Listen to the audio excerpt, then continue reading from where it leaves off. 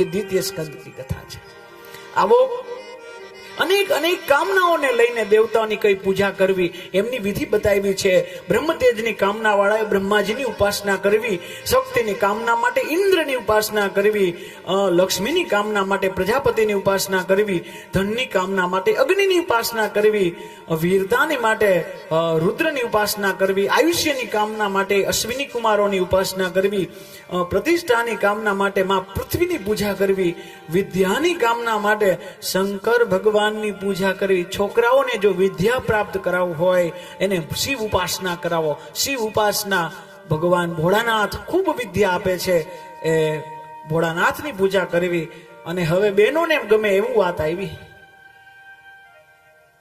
બહેનોને ગમે લગ્ન જીવનમાં સ્નેહ વધે, શાંતિ વધે, એના માટે માં પાર્વતીની ઉપાસના કરવી.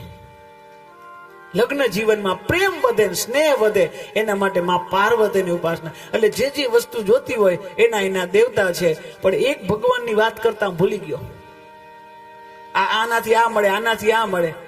પણ આ જે આગળ બેઠા ને, આગળ આ બંસીવાલે, આ બાલકૃષ્ણ, આની ઉપાસના કરો ને, આ ઘર જેવો માહોલ છે ને, એટલે કહી દો, આ બીજાને ન કહેતા પાછા.